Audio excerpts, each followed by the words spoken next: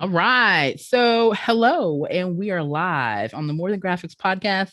I'm Danielle, And I'm Cicely. and man, do we have an episode for you. I'm really excited All because right. this episode, I love the echo. Gotta love the echo. Um, but we have a great episode in general. I'm excited because the topic for today is manifest. Okay, so this is like the head honcho of a lot of things that we talk about in general in the scope of women creatives and women in tech. We've covered self-care, we've covered eliminate, we've covered all kinds of random, not even random, but pertinent topics to our sphere of influence and the things that encourage and empower and inspire us. And on top of all this, right now, we've got this extra amazing bonus episode with Shonda White. So I need to explain to y'all the importance of why Shonda is the bonus episode guest. It's not just an elevated level. It's not just another thing that we're doing. It's an extra level, there's an extra layer to this. And I really want people to understand two things. One, that when we talk about manifestation, that's both a giving and a receiving. There are two ends to manifestation. And I feel like Shonda talks about a lot of this and is a great embodiment and example of this in both giving and receiving. So I'm excited to have her on the show. And Cicely, I kind of want to catch up with you before we get that going. And I'm going to splice this up as we go for YouTube. I want to catch up with you and how you doing? I feel like we just saw each other not too long ago by George. I know. And as we talk to the positivity and the great thing about like being around people, sometimes you literally just need to be around people. Like that's a thing. And unfortunately, it has not been a thing as we are in, the 1 year anniversary ish of being in quarantine and of having various states of lockdown. So while I do appreciate some of that, as we discussed before, oh no, I can't go there and see this part. Oh no, that's so sad. But as that happens sometimes, I really do just miss like the one-on-one interaction, seeing my grandparents as much as I used to. Mm-hmm. But it's almost spring. I feel like, literally, I think we're a week away from spring. I just feel like my mood has been lifted. The sunshine has been really good for me inside and out. I feel like a lot of things are on the horizon, but I say that like every month I be saying that. But I mean it really. I feel it in my bones. My spidey senses are tingling this time. It's not sinuses or allergies. Right. It could be. It could be a little bit of both. But like as you talked about, manifestation is one of my favorite things. And it's one of the things that I wish I had appreciated more and learned a little bit more about when I was younger. Mm-hmm. I think especially people of color, we kind of manifest all the time without calling it that. I know like a lot of Native American cultures that are very in tune with the earth and with like the lunar cycles and things like that. And it's just, I know that growing up in a Black household, it was like, we don't tolerate the word can't, there's no such thing. Right. It's what we are going to do or what we will do. Like there's no, so that was, mm-hmm. the folk version of manifestation. That was the holistic, homegrown version that I didn't even realize at the time. But like my parents were really good at just telling me like, we don't believe in can't. Okay, you got a bad grade or something didn't work out. That's fine, because that means mm-hmm. that thing wasn't meant to work out and we'll do better next time, but we'll do something else. So their motto, without me ever really putting it into words, like now I have a phrase for it, is if not this, then something better. And my parents have taught me that since I could probably understand words. And it's always about, we're not going to focus on the negative part. We're going to focus on the positive, and then just positivity springs forth more positivity. So my parents have been doing that. So shout out to mom and dad. Hey, I was not thankful and appreciative of that when I was younger, but now I truly do appreciate them always being encouraging and like just always never tolerating negative talk and just saying, hey, okay, you might feel that way. Take some time to be in your feelings, and then let's get out and let's grind it out and let's do better next time. So shout out to my parents for that. Hey, I'm so for it. Thank you so much for that. Because I think that's, again, I'm sure so many other women and other people specifically in the realm of Black communities, period, can relate to that, that kind of feeling, relate to that, that type of environment, period. So I feel like it's really important that as we talk about manifestation, we talk about manifesting our own destinies and things along those lines, that we address those. because that is definitely could be or is a stigma for some people to, or a hurdle for some to get over or move past so that they can experience manifestation. So yeah, I'm so glad that you mentioned that, Cicely. Thank you. Would you like to introduce our guest? I sure would. So our guest today is Miss Shonda Brown White. She is passionate about encouraging and empowering women through life and love real talk. This divine purpose has led her to write and publish books, including the best-selling Don't Be a Wife to a Boyfriend, 10 Lessons I Learned When I Was Single. She's been featured and interviewed on several platforms and shows, including The Ricky Smiley Show, Essence, ABC 36, and a plethora of radio outlets and podcasts. For years, she penned dope and inspiring pieces as a content contributor for the nationally recognized website xonicole.com. In addition to enjoying and living life with her husband of 12 years, she also enjoys producing content, seeking new adventures, and hosting her show, Wives Wind Down. Yeah. Welcome to the show. That was lovely. Cicely's the best. Like, she is the best. Like, when I say, like, I got it down on the writing end, but she holds it down on all the other. I mean, she does writing, she does voice, she does. Hire her, somebody on the internet, please, Lord, just do me a favor and just hire her, because she is the best. She is the best. Shonda, welcome to the show, girl. Thank you, ladies, so much for having me. I love you all's energy, and I'm so excited about this conversation. Man, I mean, I think that's all three of us right now, because every time that I think about it, and I'm like, it's Shonda White. Like, this is the type of energy that we always want and expect from anyone who's coming from the caliber that you are. I mean, a praise author, published. I mean, like, seriously, I'm putting you on the pedestal because you are. Because it is amazing to see another woman, especially someone from this area, who is really representing and holding it down for all of us. So yes, praise, props, all the things. I am so for that, and I will continue to pump you up from wherever I am. But today we're talking about you both, because I know, especially from being from Kentucky, like, I represent my home state. Even though I live in Atlanta now, I represent my home state all the time, because there's nothing like our small town growing up. But I commend and I have the utmost respect for you two, because I know how sometimes when you're in a small city, sometimes people can have limited beliefs or limited views of where they see themselves. And so for you all to have a podcast and to see outside of that and to expand and to be like listened to nationwide across the world, I love that. So I commend you too as well. Thank you. Thank you.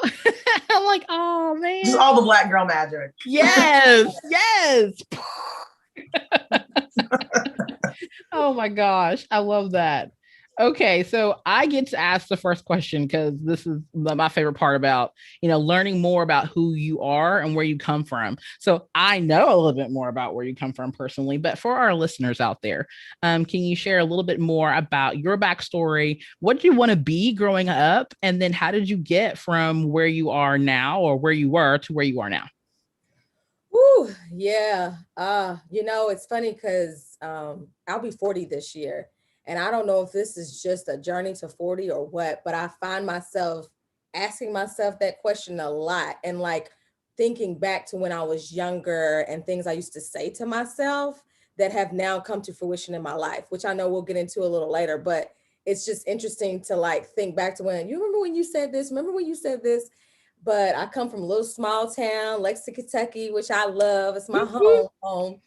And it was a small town, and but it was interesting. Cicely, you was talking about earlier about like how your family, it was you don't say I can't do this, I can't do that. Like my mom, I'm so thankful for my mother, because I could see beyond just small Lexington when others couldn't. And my mom never like closed me off to that. Like, no, you just like, she never limited me to that. Like I had tons of ideas. And when I was younger, I'll be honest, what I wanted to be was a dancer, which I think if I had like nurtured that gift more and taken it more seriously, I would have.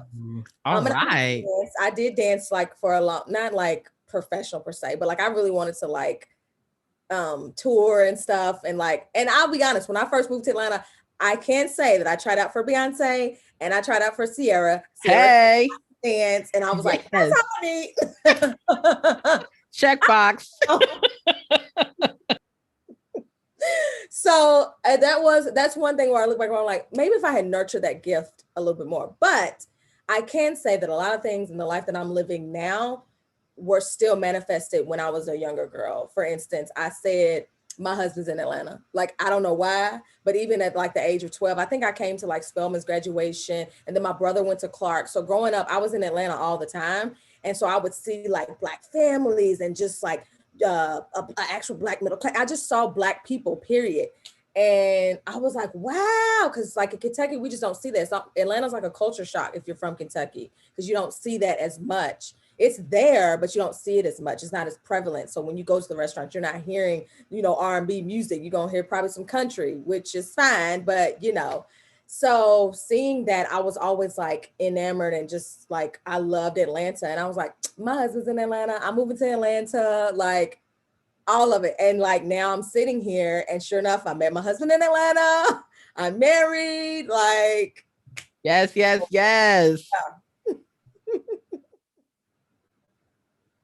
Oh, you're muted. Gotcha. I absolutely love that. I always tell myself, like, if I can mentally tell myself the picture, I don't have to necessarily see it. That's enough belief in me to say that it's going to happen. And that is a great example of that. Oh my gosh, my husband's in Atlanta. Oh my goodness. I don't know what possessed me. And like you said, sometimes you can't see it. You don't know how it's going to happen. But I just knew. I even thought I was going to go to college. The only reason why I stayed is because I got more money. Obviously, I had like a scholarship.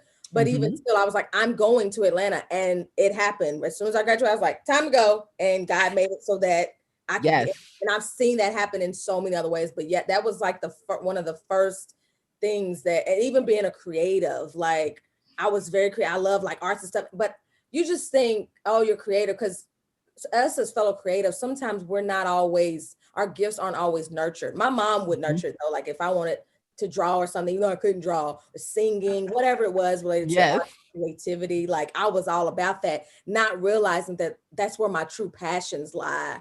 And I always said I want to be a talk show host. And now here I am. Yes. Like, hosting my own. So yeah, I'm here for all of that. Yes.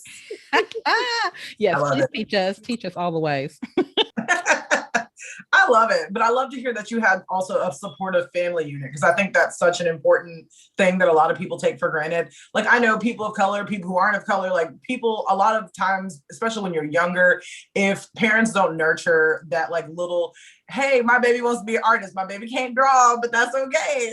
Like that's what my child wants to do. So, I mean, we're not an artistic family by any means. I can't draw to save my life, but my mom would hang up my art around the house. My dad would tell me it looked good when I know it didn't. Yes. So those types of things are exactly what I feel. Even if your parents are like, okay, we know she ain't gonna be an artist. If they, you need that, like the pump, you need somebody like, I'm gonna hype you up anyways. We're gonna buy you this, art set. We're gonna get you this easel. You need that in your life to be like, okay, my parents were nuts back then, but it gave me the hype I needed to do other things, for you to leave Kentucky, for you to, go and pursue other things. So I really love that you said that, because parents and like I say, grandparents and family members are your original hype people. My mom, to this day, my husband, listen, he goes hard for me. He supports me, but my mama will still, like, just the other week, something happened where I did something and I shared with my mom. I was like, hey mom, such and such happened. Child, I was getting a text from her first lady at the church. And I said, what? She said, oh, I send it to everybody. I send it to everybody on my phone. I was like, thanks, mom. I love it. But see, that's the unwavering support that we need in our lives. And I think that's amazing. And I mean, leave it to your family, but leave it to mamas especially. They're going to be the ones. They will be the ones. So that actually, you kind of touched on it a little bit, but I will, that leads me into my question for you. When did you realize how powerful manifestation truly is? And then when did you realize the power in your words? Oh, that's a great question. I'll be honest. I feel like I was manifesting stuff long before I knew it was manifestation. It was like, I could probably say moving to Atlanta was probably the first instance where I was like, oh, And, back then, not to age myself, but back then, not that I care about age, but back then, like, we didn't have social media like that and stuff, and women empowerment, manifestation, podcast, wonderful podcasts like you all's. We didn't have this, we weren't having these discussions. So back then I didn't know what to call it, but I just knew, like, I set a goal, I had a dream, I made a plan, and it came to fruition, not realizing that, like, that was actually manifestation. And I think it was once I was driving around the city and I would see, like, the downtown and the skyline and stuff. And I was like, I remember those days when I said to myself, I'm moving to Atlanta. And then especially when I got married, I was like, I said that my husband was in Atlanta. Like, I said that. Like, who says that? Like, and now as I get older and I start to see things like come to fruition, even writing a book. I remember when I wrote Don't Be a Wife, my friend, one of my girlfriends told me, she's like, do you remember when you told me you was going to write a book? And I was like, what? She's like, you said that you always said you was going to write a book and you was going to be speaking. And it's just like, then, and that was another instance when I realized, oh my gosh, like, I have manifested a lot. Not to say that I did it on my own. I manifested and had faith, and God helped it come to fruition. But like some stuff I didn't even realize. So I would say that was my first instance when I came to Atlanta, and I was like, oh, but again, I didn't know what to call it. Now, as we talk about it more, I'm like, oh, it was absolutely manifestation. And I love that you said that. And one of the things that, like, a lot of people, we've touched on this in prior seasons before, and like in private, like in conversations me and Danielle have had, it's one thing to say what you're going to do. It's another thing to do what you're going to do. And that to me is the distinction. Like, we can sit around and talk and dream, like we can sit here and daydream and, come up with all sorts of concoctions and ideas, but it's the work that you put behind. And I think some people, I don't think most people listen to the podcast would feel this way about it, but some people I feel just like, oh, that person's so lucky. And I'm like, I don't believe in luck. Like, I believe in good things happening to you. Yes. But I do not believe that you create this whole amazing, wonderful life and there was no hard work that was involved. There's some people who, were given some things, but for those of us who good things have happened, it's just literally the years of work that we put in. They're now, the seeds were sown, and then they're now blooming. So that's what that was. The seeds are so important because, and I think that's where my revelation with manifestation is coming from too, because I'm still reaping a harvest from seeds I sowed years ago. And to see that manifest in my life, like, can sometimes bring me to tears, because I'm like, God, you still good. Like, you are so good. Because when you plant those seeds, it's hard. When you put that vision board together and you just got stuff on there and you're like, now, I don't know how this is going to happen, but this is what I see for myself. But this is what's coming. I don't know how I'm going to get there. And then you get there. And then that's why I keep all my vision boards. I like recycle them. And sometimes I don't even do like one every year, because I'm like, nope, still stuff on there. I need to get to. But like planting those seeds and knowing that you might reap that harvest a lot later than you expect. Like, that is so, I'm so glad you said that. And I'm glad you mentioned the timeline too, because let's talk about that. Once you mentioned the vision boards, there are times where I had things like I've had this. It's a mess. But since I was 25, so I'm 33 now. 8 years ago, I had like the husband section of my manifestation. That husband didn't come along until I was 31. That tells you anything. But I always kept that section on my vision board. And then, like you said, that how you were going to meet your husband in Atlanta, I decided in 2019, I was like, this is the year of the husband. I was not dating anybody at the time. I said, I don't know how this is going to happen. My son, he was what at that time? He was 9, I think, 9 turning 10 later in the year. I was like, by hell or high water, I don't care what's going to happen. He's going to have a stepdad, a good stepdad. I'm going to have a good husband. I'm going to be married in 2019. I got married on December 31st, 2019. So here we are. So you're not crazy at 12 years old for saying you were going to marry somebody in Atlanta or that your husband was there. You're right. You're right, sis. It was the positivity. You knew God planted that seed, and you knew that's all that it was. It did. And sometimes I think we have to trust what God has placed within us, because that's how you know with God. Because how else can I explain that I was that young, even like foreshadowing what was to come of my life? But I had to trust that like what God had planted within me, and that everything that I have inside of me is enough, and that I'm equipped for the assignment. I heard a pastor say one time that I love, like, God will never give you the assignment without the right type of equipment. So I have to trust that like, God has set me up for exactly what he wants to do. And he's given me the tools. So it's like, Shonda, if you said you wanted to have your own show, create your own show. Like, do that. Okay, God. Like, he's like, you're done. These gifts. I've made you creative and dynamic. You can do a little producer. Okay, I'm gonna do that. Like, and so we have to trust that we don't have to, sometimes we don't need other people to manifest what God has already given us. Like, God has already planted it within us. And he's just like, I'm waiting on you to bring it to life and for you to like hone in on the gifts and the talents that I've blessed you with. So that's definitely been a journey as well. Like that and learning timing is like two of the greatest lessons I've had to learn about manifestation and trusting in like what God has given me.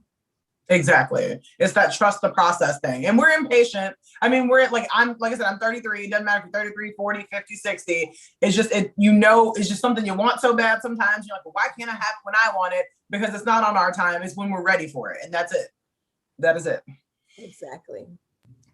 I'm sold on all this. I don't know about y'all, but sounds like Shonda just wrote her third, fourth, fifth book right now. So I'm just saying out loud, like, it started here, folks. I'm just saying the rough drafts is right here. I absolutely love everything about this conversation. It makes me giddy excited to also, since everyone's talking about husbands and manifesting, I throw it in here. So similar conversation or similar feelings were had when I was younger as a child. I was really fond of a kid named Matthew, and I was really attached to the name Matthew. And then that particular Matthew, long gone, flew the coop. And then here we are decades later, and I'm married to Kevin Matthew. So I was like, well, I really like that name. I must really be attached to that in some way or fashion. So yeah, I totally can relate to those type of feelings and can totally relate to manifesting some things for ourselves, period, just by not only speaking it and believing it, but again, doing that work. That's really what it comes down to. If we really are equipped with those tools, and we should be empowered enough to just go do it, not knowing if there's a floor or a ceiling, just do it. So I absolutely love that conversation. But my additional question for you, let me scroll down here fast enough.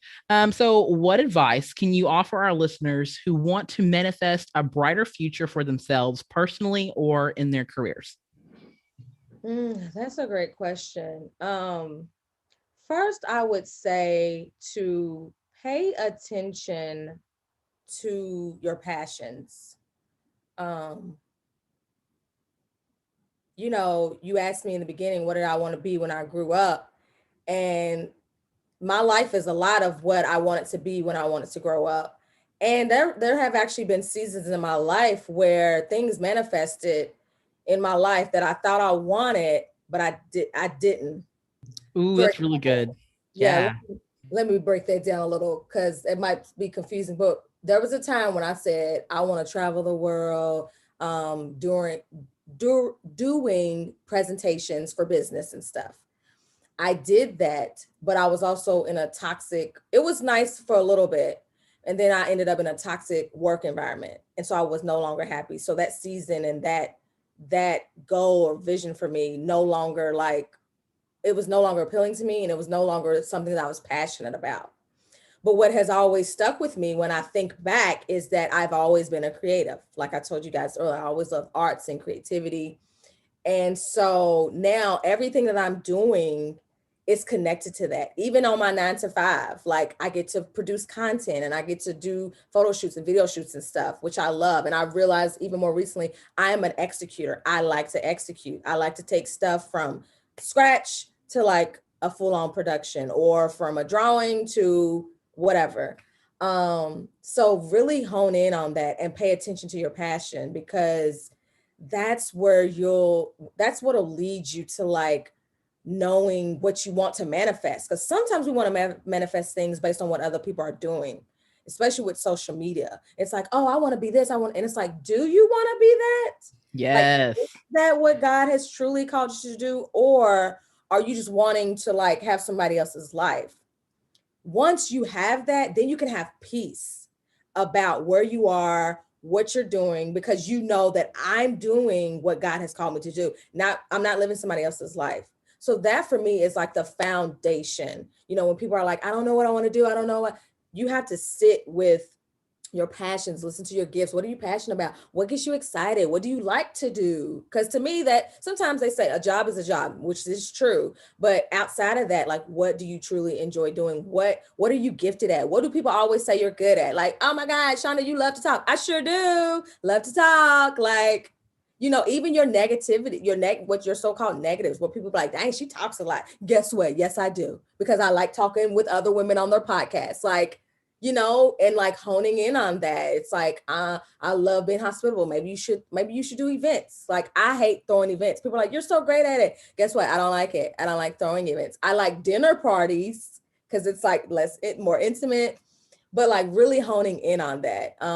That is for me, the foundation starting there. I would also say I love vision boards. I love writing down stuff. For me, writing down stuff and making plans is very critical. Like, it's wonderful to be like, I am going to have my husband at this time, or I'm going to write this book. But guess what? Your book ain't gonna get written if you're not writing, point blank, period. So you can put that book on your vision board, or that show that you want to develop, or your podcast you want to create. You put that on your board all you want, but guess what? You got to buy podcast equipment.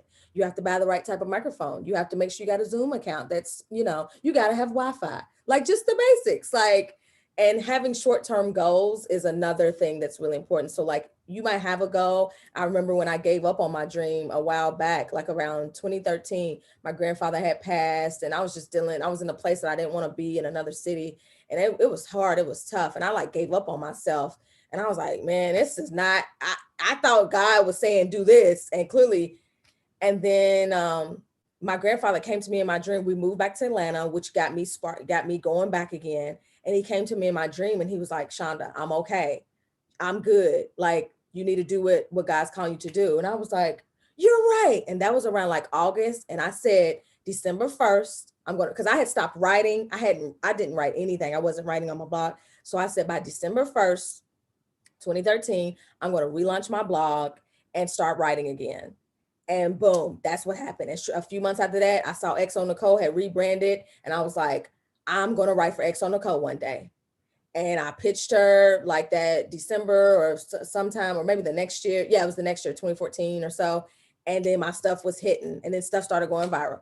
And I was like, and that was, again, a manifestation. But in that manifestation, I was manifesting that and saying, I'm going to write for this. I'm going to launch the blog. But I also had small goals. So when I went to pitch for XO Nicole, who was so gracious and I was so thankful, I was already ready because I had already started writing again. But I couldn't just be like, I'm going to write for XO Nicole and then pitch her something. And she's like, well, what you got? And I'm like, well, nothing really, but I just thought it would sound nice. I was already ready, because when you stay ready, you ain't got to get ready. So doing the work and like setting those small goals. So December, I had a few months. So I was I took pictures. I had, I got my website together and I was starting writing blogs. Nobody was reading. I had like 2 or 3 people. And then some of those same blogs I just repurposed for XO Nicole. And then people were like, oh, I saw your blog on XO Nicole, not knowing that I had already done the work. Like, I had been writing that. Some of that stuff was old, but they didn't know it. It was new to a new audience. So repurposing that and like setting those short-term goals, I was like, okay, by September, I'm gonna have this. By August, and then by December, I'll launch. And so it kept me accountable. And I made it public. I was like, December 1st, something's coming at y'all. And then I had to held myself accountable for all that stuff. And then it happened. And then everything after that, it was the same thing. But again, I had to do the work. So I know that was a long-winded way of answering it, but like that foundation, writing it out, planning it out, and actually doing the work, that's my advice for someone who's trying to manifest what you believe you're called to do. Absolutely love that. Yes, we were all, and you can see our eyes. We are totally, yes, girl. And we writing all this down. Like, yes, every little bit, like, y'all, the next book. Okay, y'all, the next book. Manifest Your Destiny with Shonda White. I'm just saying, just putting it out there, putting it in the universe. Because this is amazing. This is exactly what I'm hoping that our listeners and our followers are really kind of wrapping their head around in terms of manifestation. What are the tools? What are those steps? What can I do on a realistic scale to manifest the things that I want for myself, or manifest the things that I want for my generation, or manifest things for my business or my family, or things along those lines. So these are those relatable steps. I love that. And I thought about something when you said family and friends, something that's so important. I was talking to a friend the other day who's starting her book journey, and she's writing a book. And she's like, what other advice would you? I said, let me tell you one more thing. Everybody's not going to get it.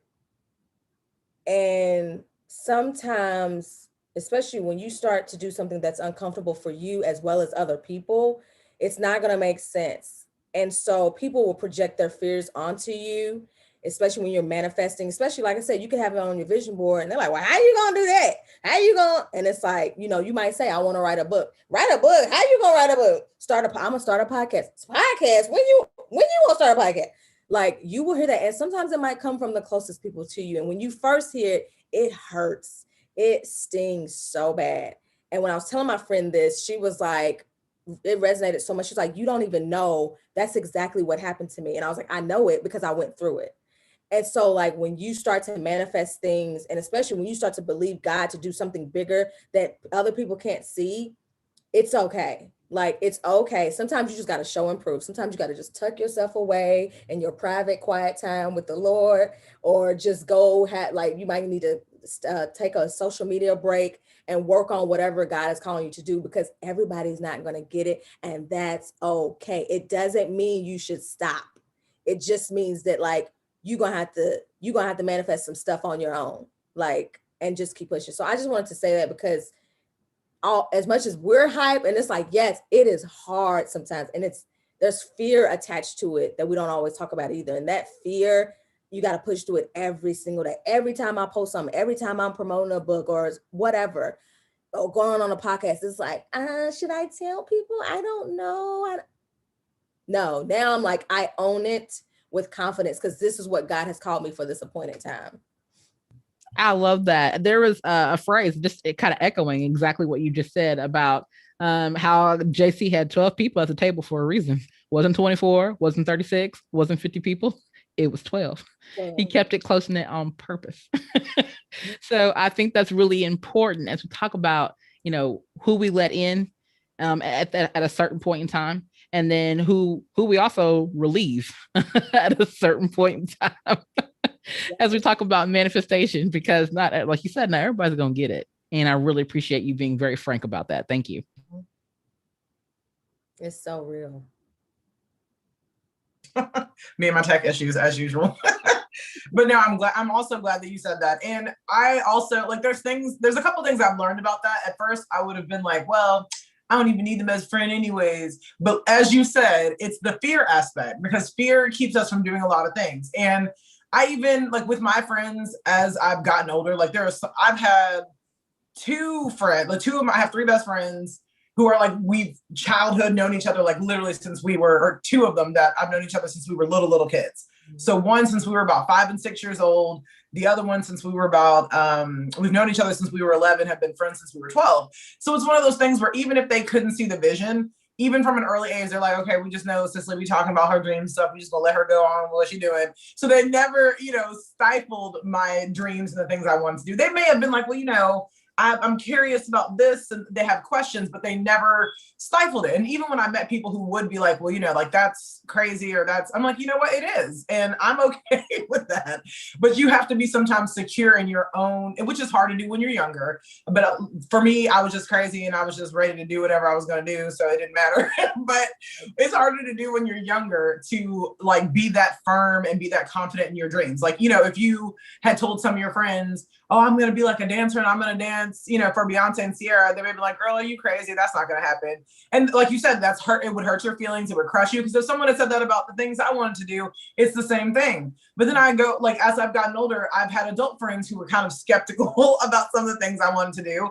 And I was like, well, I don't think they meant it to hurt my feelings. Just like you said, they were coming from a place of fear. My dream is not their dream. So I can't necessarily expect them to be as hyped and as excited as I am, because we're trying to forge different lives. Like, we're still going to be friends. I'm not mad at them. They weren't haters or anything. They were just stating their honest opinions. They were coming from their place of growth. They were coming from where they were. So they're not going to meet me where I'm at, because they're not where I'm at, which is fine. But we can still appreciate each other from a distance, and we can still be friends. You ain't got to write everybody off. You don't have to, throw away all your friends who don't agree with you. But I realized that as I got older, that we're all at different levels of development. We're all at different places in terms of the goals that we have. Some people want to work a 9 to 5 and want to work for someone else and are just excited with a consistent paycheck. And some of us just struggle with working under other people and need to, have a little more creativity and flexibility. So I fully understand that now as an adult. As 10 years ago, I was like, I ain't gonna be friends with her no more because she didn't support my dream. But so now I'm at a different place. So I'm sure you can relate to that. I tell people that all the time, Cicely. It's like your family and friends are not your target audience. Yes. Like, when my friends support me, honestly, and some people may disagree, but honestly, I consider it them going above and beyond. So like, I'm not expecting you to purchase my book. If you do, thank you. But that's also being clear about who your audience is, because it's like, yeah, if my granddaddy didn't buy my book, does that really mean he doesn't love me? He's going to write him off.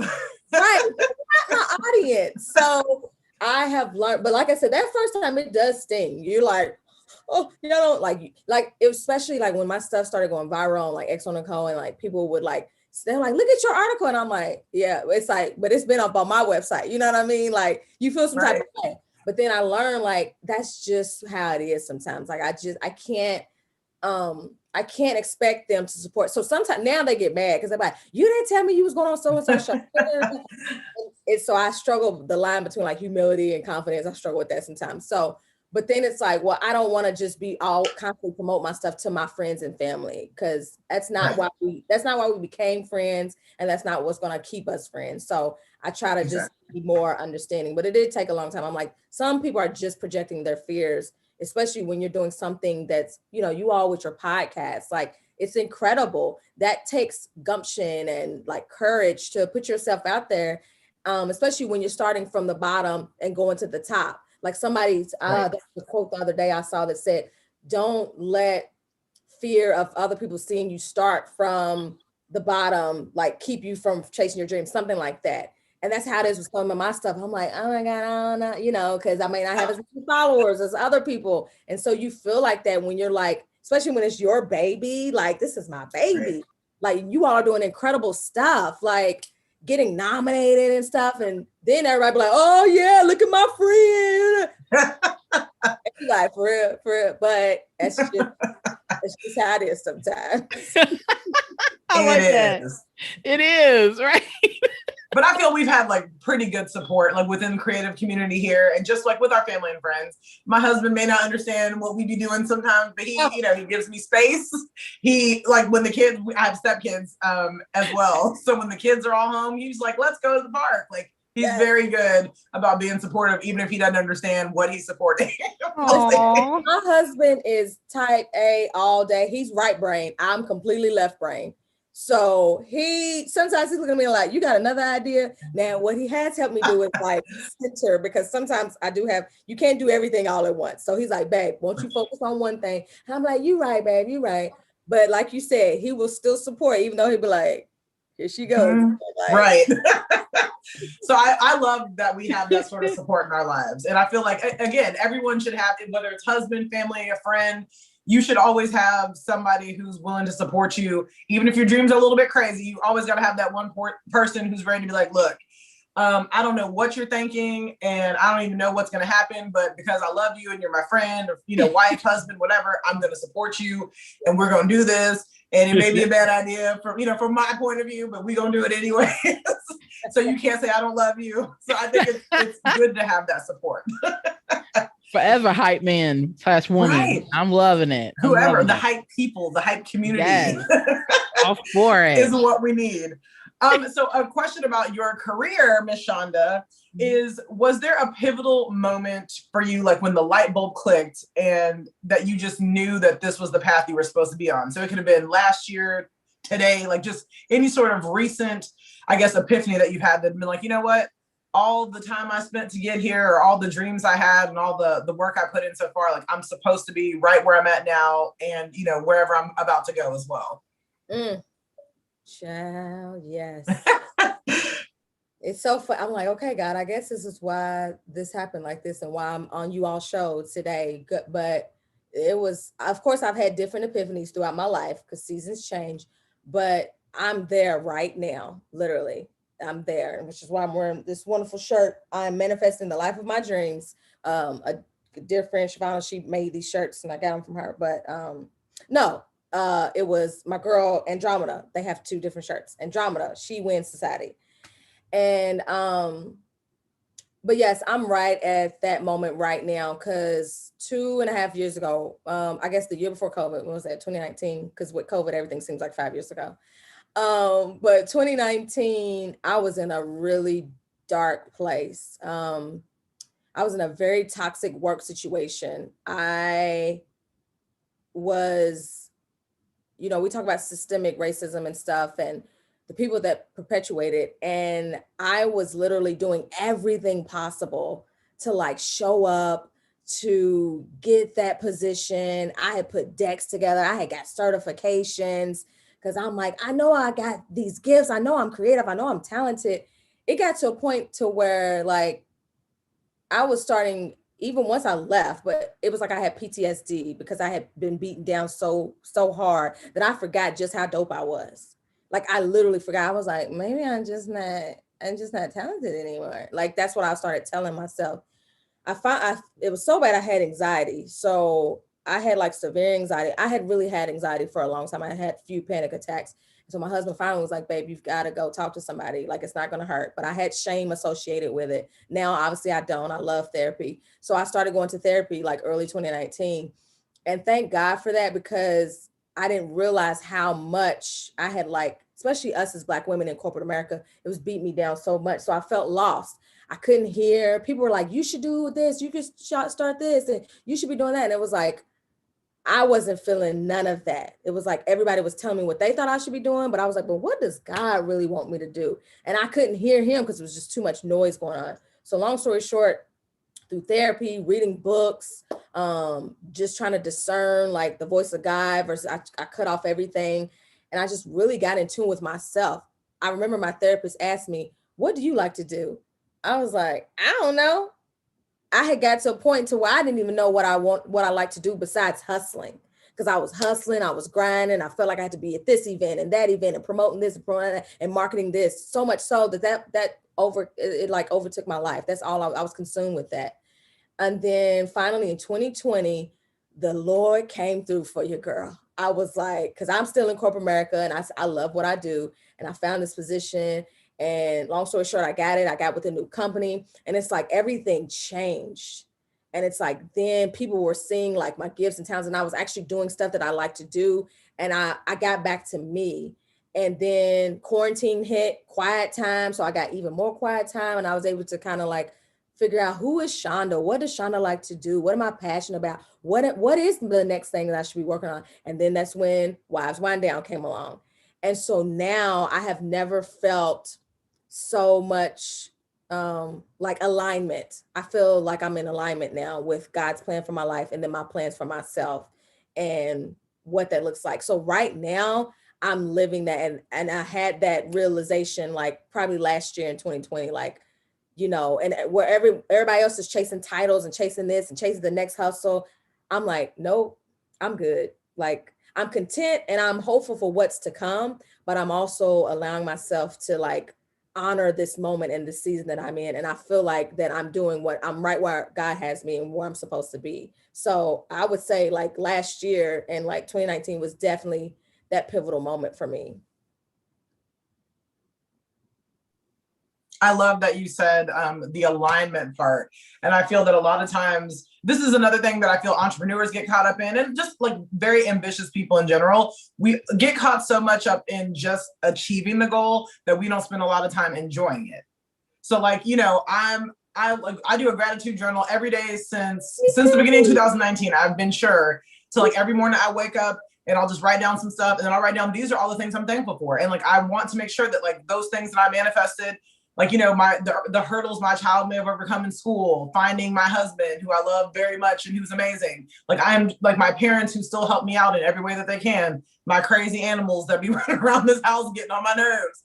You know, my stepkids, just everything that I wanted in the past that I'm hopeful for in the future. I write down, I say, you know, I'm grateful for opportunities. Opportunities is a big one for me in the last few months. I just write down opportunities. I may not get this position that I want, or I may not get, you know, one of these things I want, but I'm grateful for the opportunity that was presented to me. I'm grateful that I had the chance to interview. I'm grateful that I had a chance to rub elbows with these people. So just being grateful for where you're at now, being grateful for what you have, and then just taking that moment, like you said, to be in alignment, to just slow down, be appreciative, and not be in such a rush. I swear that it comes with age that we just like, okay, it's okay to slow down.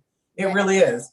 Like everything that's come to me has come to me. Like, yes, I had to work for it, but I didn't have to chase it. I didn't have to beg for it. So when people are like, well, how did you get on such I'm like, and I know a lot of it's so that God will get the glory. I'm like, I can't take credit for that. Like, I manifested and was like, I want to be on that show one day. And then it happened, but like, you know, not chasing, because I was getting caught up in like the chase and like seeing this person doing that. And it's like, oh, I want to do what they're doing. And it's like, I was working so hard, and like, and then it's like, well, what's going on with your personal life and like your self-care and your marriage? Like, are you spending that time? Like, and I'm like, you know what? I need to get my priorities together. Right. And then, like you said, when you were able to get those things, when you were able to come into better alignment, all like over, your life just fell into place. And that's what, again, we forget. We're so busy trying to get the next degree, get, you know, the promotion, get the job of your dreams and all these things, but you still have to take care of yourself, take care of your home. What do you like to do? The fact that you said that you got to a point where you're like, I don't even know kind of what I like to do, who I am anymore, because you hadn't had time to sit and think about it. You've been so caught up in doing everything else that you didn't have that time to just be like, let me just be still for a minute. Let me just sit and just be with my feelings for a second. And what do I feel? I feel like a lot of us, women especially, but a lot of us do not get that time, and we're not granted that time, and people don't promote that time. Like, there's no such thing as quiet. We just go, noise, social media, gotta work, gotta do this. It's always just movement. And I'm okay with things being a lot slower. That has been my thing since the pandemic began. I'm okay with slowing down because I was going way too fast. I'm tired. I'm not trying to be superwoman. Like, I'm tired, Lord. I'm tired. I'm telling my husband, like, just take out the R, just TIDE. I'm tired. Like, and he just can't understand. He's like, well, why are you so? I'm everything. I'm drained. Ain't nothing left. Yes. So we got to take that time. My cup was completely empty. My first therapy session, I cried the entire time. I had filled my life and my schedule up with all this stuff. I was just busy. And God was like, "This ain't about my business, though. What you doing?" Like, I was like, "Excuse me, Lord, I'm sorry." I love it. Okay, so yes. I mean, are you kidding me? This conversation is amazing. Like, every part of this is just so in depth, and it comes with a level of understanding on every level, really. Right. Pushing through fear. I got to get back to me. Like, I mean, we're just taking notes. I mean, again, Shonda's gonna have a book out in the next like 6 months, y'all. We just helped co-write it. All we did was took notes, and we just gonna give them. So, you know, honoring the season that you're in. Woo wee. I mean, these are gems that I feel like more women, especially in tech and especially in creatives, when we feel that pressure to produce, whether producing in our job, we're producing in our lives, we're producing for our spouses and our partners, we're producing for our children. In all these areas where we feel like we have to overproduce, we forget to honor the season that we're in.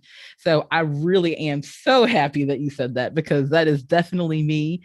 My personal token from COVID was that particular lesson, which is to honor the season that I'm in. Me being a mom again, player number 4, I have to honor the season that I'm in. You know, most of my children are 10 years, a 10-year gap between my last child and this bonus baby. So that's a really big difference. And the gap difference between my oldest and my baby, 14 years. So, I mean, that's a really big gap.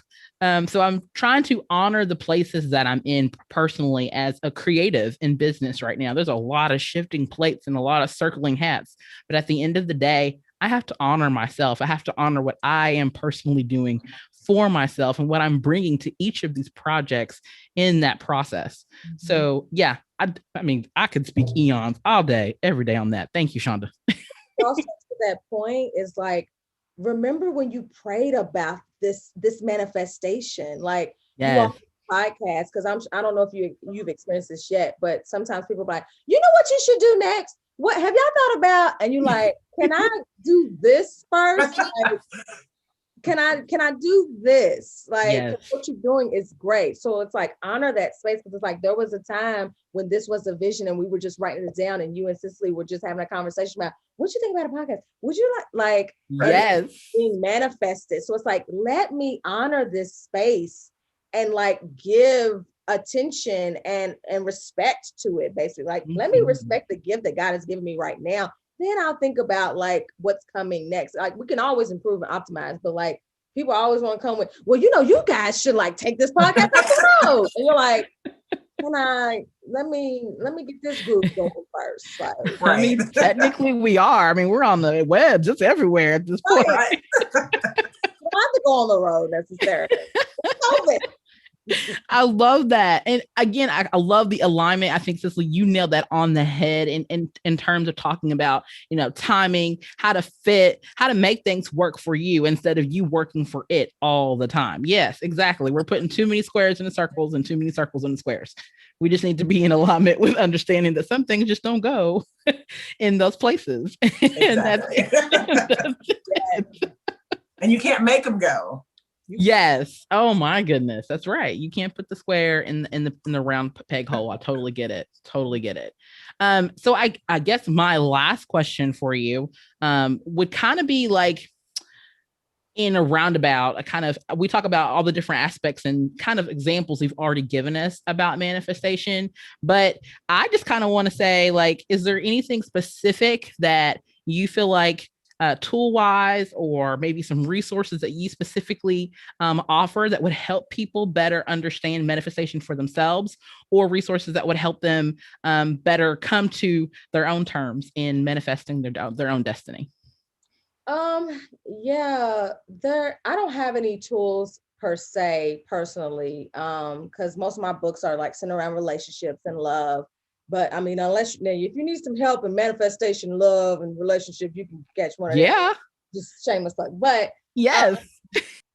But yeah, when I think about my journey, and what's helped me, it's obviously doing the self-work. So whatever those tools look like, because for me, the self-work was therapy. For me, it was listening. There's this song by Jonathan Nelson, which I think it's only available on YouTube, and it's actually called Manifest. And I would have to play that song all the time, especially when I was in that deep, dark place and I couldn't see my way out. And I was like, God, this was not a part. Like, what's going on? I'm so confused. I feel so lost. I had to remind myself, because in the song, it talks about like manifest so you can be who God designed you to be. And I had to feed that to my soul, like, because I was forgetting. And I started to think like, maybe I'm not, like, maybe this is it. Like, I've reached my peak or something. And I'm actually reading Bevy's book right now. It's called Bevelations. And she talks a lot about that. She's like, how it gets greater later, and like trusting and believing that it does get greater later. Yes. Like, there are some things, it doesn't matter the age. Like, I don't subscribe to societal pressures and timelines anymore. Because everybody's timeline and journey is different. So like, reading certain books about that, and listen to certain songs like the Jonathan Nelson song I was talking about, like Manifest, and then just whatever that looks like for you, whether it's getting accountability partners to help you. Because I think a lot of people have a lot of great ideas and they don't necessarily know how to manifest it, or they just give up on themselves. I have a dear friend who has a really great idea, and I keep trying to speak life into her, like, you can do this, girl, like, it's a great idea. But again, until she takes those steps, because at one time it felt overwhelming. She's like, it just felt overwhelming. I'm like, guess what? It's going to feel like that. And so having fellow people who understand that journey is so important. So like, I'm sure the conversations that you all have with each other, it's like, sometimes y'all the only ones who get it, like, because you're in it and you know what it means to be a creative, you know what it means to put yourself out there and to launch something. So being around someone that can give you, like, be an accountability partner or to be an encourager that empowers you to like actually keep pushing, that for me is really important. That's an important tool. It's not a book, it's not a YouTube site or anything, but for me, it's a really important tool, because it reminds me of like, no, I can do this. Like, if she do it, then I can do it. So that's some of the tools I would say that you could definitely use to help with that, if if that answers the question. Absolutely. And representation matters. We keep saying that over and over again. And throughout our entire cultural history, representation matters. We wouldn't be where we are if it wasn't for the people who had shined some light, dug a hole, and made a way for themselves in a lot of ways before we got to where we are. So I'm very grateful, Shonda, that you were able to share both a little bit of personal insight in your personal journey. They were able to share all these gems and wisdom. I mean, we'll be quoting you for a hot minute. I feel like we got so much content. You're definitely going to be inspiring plenty of women in tech, plenty of women creatives who are an earshot range of this message. So thank you. Thank you very much for sharing all this today. I appreciate this, and I appreciate being able to see us and to see women like us sharing our stories and sharing our experiences, because I truly believe that's what heals us and bonds us. So I appreciate you all and your platform and for even having me. I'm honored. Oh, I love this. Okay, so now oh, yes, absolutely. And I wanted to kind of make sure that that this wraps up the majority of our interview, but now we get to move on to the fun part, which would be our flash questionnaire that we get to ask all of our guests at the end of the show. Cicely is going to lead that. But yeah, I'll let Cicely do all that. And you mean the most fun part. Not just the fun part, the most fun. So I'm just going to ask you, or I'm going to say some phrases or, kind of a this or that sort of situation. So just say the first thing that pops into your head. Okay. So favorite international cuisine? I guess I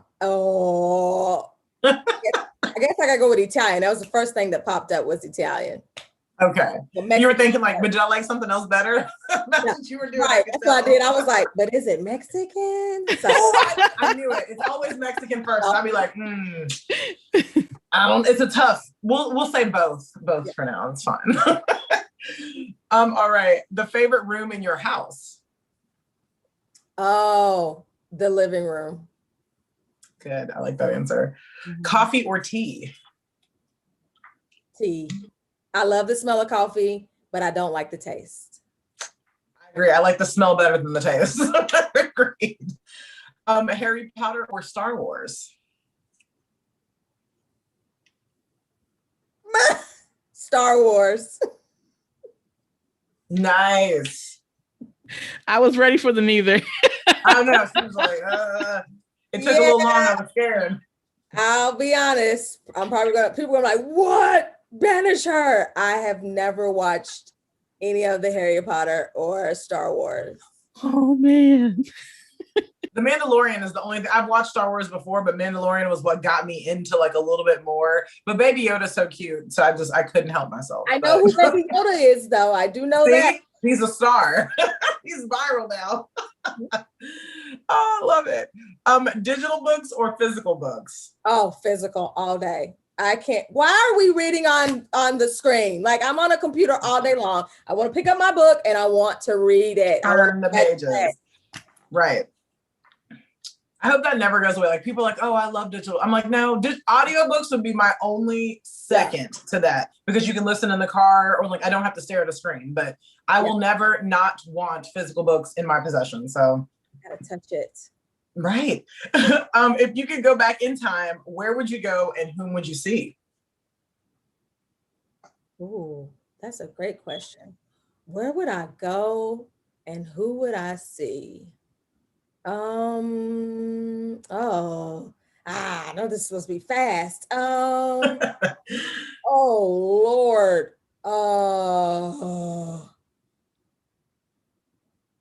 I would go back and see Aaliyah. Awesome. I like that. I like that choice. Yeah, she was my heart. She passed my sophomore year in college, and I still have the shirt that I got made when she passed away. That was tough for me. I know it's not like a civil rights activist or anything, which they would be on my list, but Aaliyah, I would definitely go back and spend some time with her. I love it. But there's no judgment. I mean, some people, we've had guests who said grandparents or like, relatives they never got to meet before. Yeah. So we take all sorts of answers. And of course, it's for your own personal reasons. So I love it. Mm-hmm. I love it. Okay. So sidebar real quick. I'm just going to echo on that, because I was the same way about Princess Diana. So when she passed, I was like, I had the Princess Diana shirt. Oh. I had the sweatshirt. I had all the things. My mom thought I was back crazy. Okay. But I was so devoted. I made flyers on campus, like with her picture on it, and I said 1 in a million. And I was passing out, and people were looking at me like, Right. "What's wrong with this?" I'm like, Aaliyah meant a lot. Yes, exactly. To a lot of people, see, yeah. But I think that's the beauty in like people who are famous who may not even know how much of an impact they really had. Like, how would she have known that a girl from Lexington, Kentucky, who is now living in Atlanta, was heartbroken? And that's the type of effect that like people don't realize that they have on people until they're gone. Then you were like, wow, all these people really loved and admired and appreciated this person. So I think that's a beautiful testament to a life well lived. I think it's good stuff. All right. And then a gift you've recently received. That's a good question. I've been given a lot of gifts. It probably was Valentine's Day for my husband. One of them was a heart-shaped diamond necklace. Oh, that smile. You said a heart. The smile went all the way up here. A heart-shaped diamond necklace. Go ahead, husband. For gifts. Go ahead, husband. We see you. I love that. My mom's a jewelry gift kind of girl. So she'd be like, oh, she just loves it. Loves it. Yeah. And something you did in 2020 that you never thought you would. I bought myself a flute and started learning to play again. That's I remember awesome. that post. I remember that post. I saw you recently post that and I was like, okay, Lizzo, come on. I love it. Let's be honest. There are a lot of great, especially women of color, Black women who are phenomenal at playing the flute. But like there was something about Lizzo's, her interview with Letterman and just her talking about her journey, how she was like a band geek and I was too. I was in marching band and everything. I love it. Seeing that and like seeing her passion, I was like, I got nothing but time right now. So I went to the music store, bought me a flute, and the rest is history. And I was playing Silent Night by Christmas, and I got it in like October maybe. So that's awesome. I love that. Yeah. That is so dope. Okay, so yeah, you're gonna have to like maybe send us a little snippet, do a little Instagram live. I need a little something to kind of like, I'm manifesting songs that I'll be able to play. I told there's this one song he likes by an artist. I'm not gonna say who. It's a ratchet song, but I said, give me a year and I'm gonna have that song down. Hey, that was my next question. Can we get ratchet flute too? I love it. Yes, let's manifest it. Let's bring it all to fruition. I'm so for it. I want it to happen. I'll sign up for that concert. Yeah, I realized when I posted it, everybody's like, "Oh, so you're gonna be playing Ratchet?" So when I played Silent Night, they was like, "Well, where's the Ratchet music at?" And I was like, "Oh, I guess I should have played a Ratchet song." You got people hyped up. Yeah, right. There's a wait list. Right. Oh man, I love this. Thank you so much, Shonda, for just everything today. From laughter, insight, yes, wisdom, all the things. For the rest of you out there, thank you guys for watching the More Than Graphics podcast. Again, you can continue to follow us on Facebook at MTG the Podcast, or you can simply follow us on our website at mtgthepodcast.com. Again, follow us on Twitter, MTG the Podcast 1. Follow us on Facebook, MTG the Podcast. And thank you all again for watching our Facebook watch parties that come out the first Thursday of